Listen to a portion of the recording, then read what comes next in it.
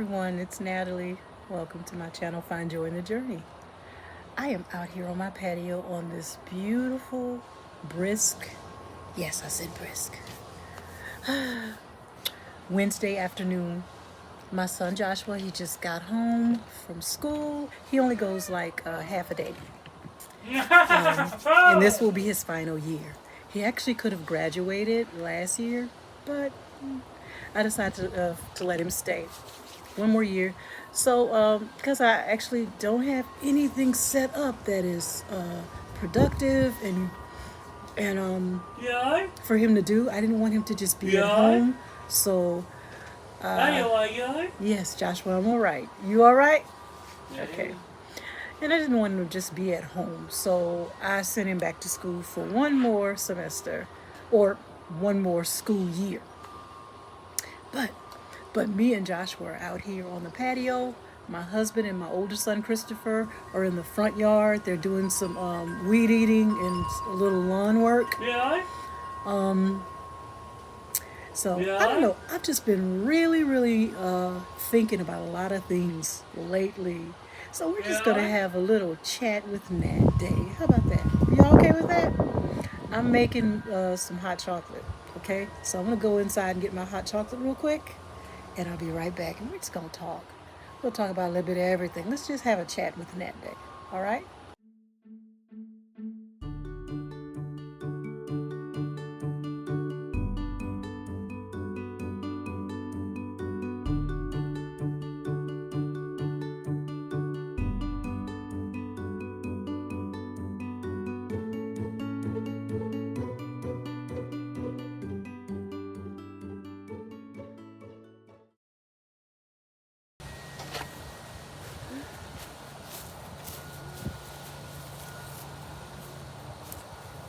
Okay, everyone.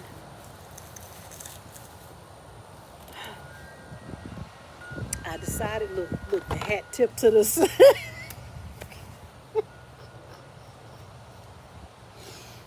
Oh my goodness, how country can you get? You see how I got the hat tipped to the side? Yes, indeed. Okay. Oh boy. But I decided while I was out here that my weatherman, my husband, Tony, that's who I was just talking to over there. He tells me that some cold weather is coming in. It should be getting down into the 30s. So, guess what? I don't think these tomatoes will fare well during the colder temperatures. It's not coming yet, but I don't know. I'm going to go ahead and harvest some of them and allow them to ripen off the vine in the house. So I decided to just come out here and we can still finish our conversation, our little chat with Nat. But we're going to do it while I am harvesting tomatoes. What I'll do is I'll take the biggest. How about that? Not the largest. Look at this thing. I don't think there's anything wrong.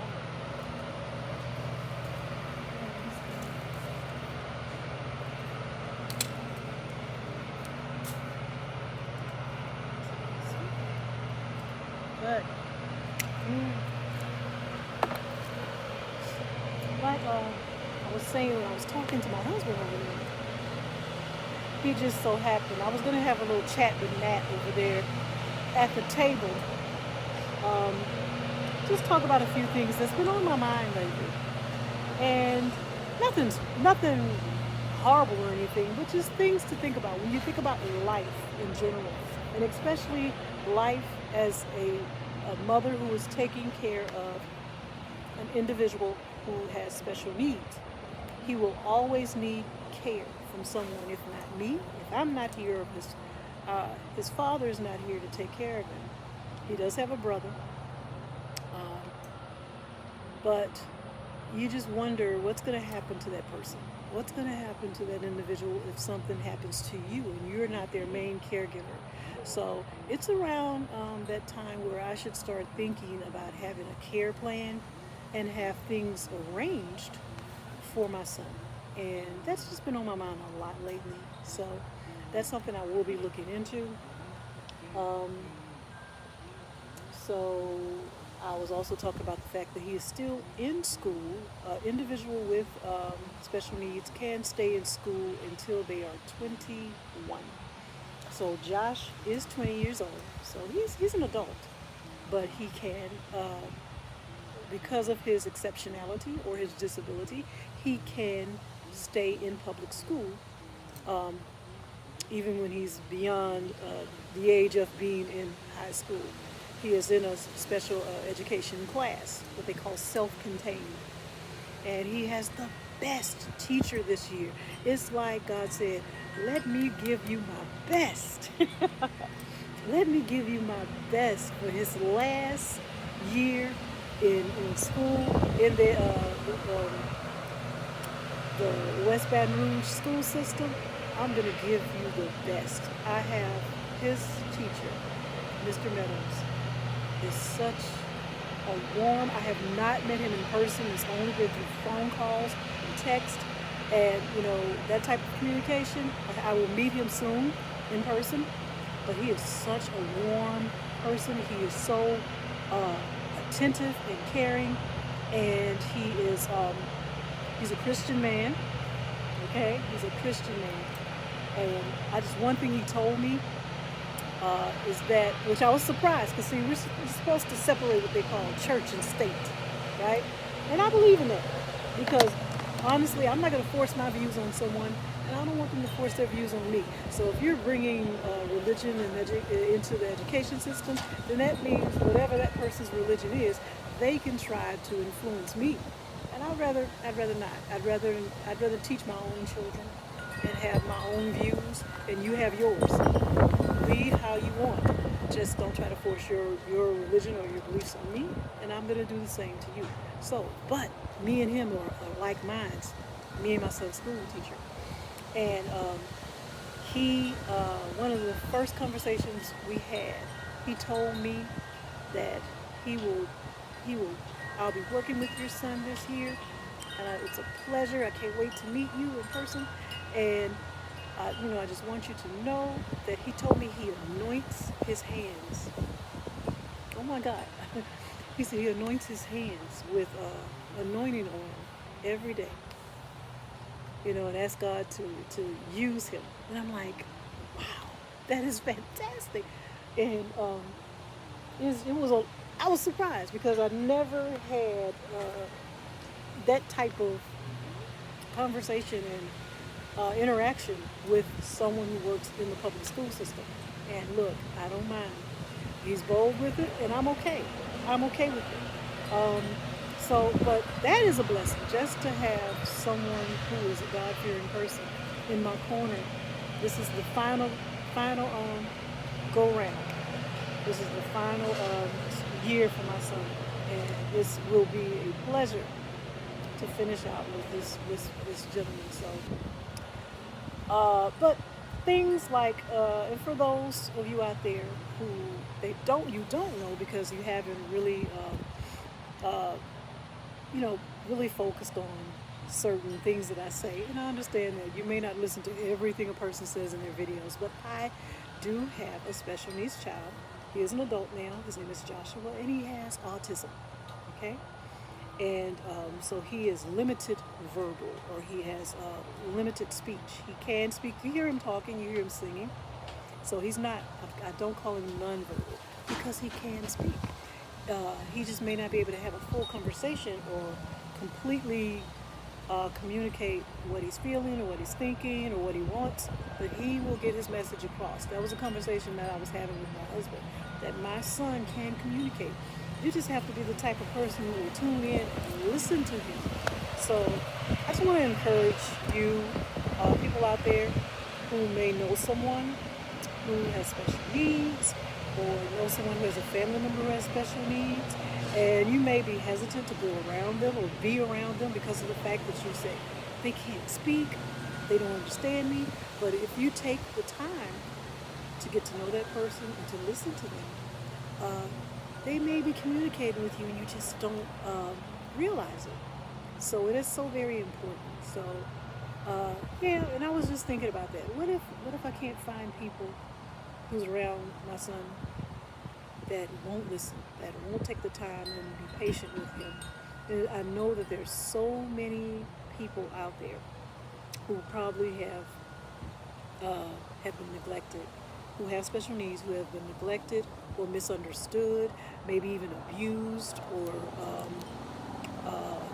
hurt because of the fact that people didn't understand that they were trying to get your attention, or that they were having some type of reaction, or they were triggered by something, because they do have sensitivities to certain things, and they may have been trying to reach out for help, but you didn't know that, so you were short with them, or aggressive with them, not knowing that they're trying to communicate the best way they know how. So I'm sorry to do this today, but this is what's on Natalie's heart, and I'm out here in the Joy Garden. So and I wasn't supposed to come out here. We were gonna have our little chat with Nat on the patio, but my husband's there. So that was his spot. He was there earlier, and once he went to the front yard with my son to do the yard work, I took his spot. So I gave it back to him. Okay. And Josh is under there with him. But this was supposed to be a chat with Nat day. I'm not gonna hold you on. I just wanted to just talk, to get to know me, because this channel is not just about my gardening. So to you new subscribers, I do garden, and I am a gardener, as you can see. But every now and again, I will talk about other things that's near and dear to me. But there's times when I just want to talk about myself and just give you a little insight to who Natalie is. And my channel is called Find Joy in the Journey, because I consider life a journey, life's journey, and I want to find joy in this journey called life. I just want to find joy while I'm on this journey, and whatever that may be, whether it be gardening, being with my family, going to visit my mom, shopping trips, whatever it may be, find joy in the journey. So that's what it's all about. You know what? I don't want to overtalk things, and we had a nice little chat. And I think I kind of expressed what's on my heart today. Just being a mom and worrying about my child. Even as an adult, you're still going to worry. And especially with him because of his situation, being that he does have special needs. Maybe I'll post a little information on autism so you can understand what Joshua's situation is. And every individual, they call it a spectrum. Almost like a rainbow, the different colors, because this is a different range for everyone. And Joshua may be on the more severe end of it, because he can't speak or whatever, or take care of himself. He can dress himself, he can feed himself, he can bathe himself with assistance to make sure he's done things right. But he will always need care, and he will always need assistance. So, and then there's some people who are so profoundly affected with autism that they need even more care, believe it or not. And there's some who are on the higher end of the spectrum where they can live on their own. You may know someone who has autism, and they're your coworker. And you don't even know. You notice they're there's something different about them. You may call them quirky or whatever, and they are on the autism spectrum. Okay? So I just wanted to speak on that. But you know what, guys? I am looking forward to the holidays. This is my favorite time of year. I love Thanksgiving. The part I love about Thanksgiving is the cooking, just the fellowship and good food. And then Christmas. I want to start decorating for Christmas so bad. But I'm trying to hold it off. But I have a feeling I'm going to be putting up my Christmas decorations the day after Thanksgiving. Okay? We'll still be eating Thanksgiving leftovers, and I'll probably be outside stringing lights up on the outside of the house. But I'm looking forward to the holidays. It just gives me a good feeling. So it's like I can't wait for that time of year, and I can't wait to share with you guys. It's when I do decorate and just everything I do to prepare for the season. And I hope you guys, if I'm subscribed to you, I want to see you do the same. I want to see you share your recipes and show me your Christmas decorations and all of that. But I'm going to go ahead and sign off now. I think I've held you long enough. And I thank you for tuning in and listening to this little chat with Nat.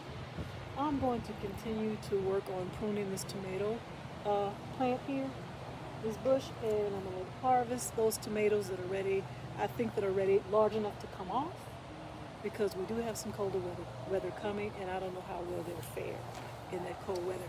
So I'm going to let them ripen inside the house. So I'm going to get back to it. But thank you for tuning in. I appreciate you guys. Thank you to my new subscribers. Always hit like, share the videos. It's a scary thought for my videos to be shared, but hey, share the videos, invite someone to join me in the journey. I need more subscribers. I think I have like 540 something subscribers.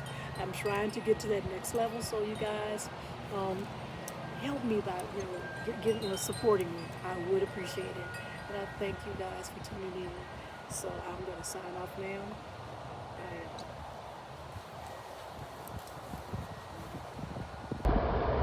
Hey Josh, you all right? You good, buddy?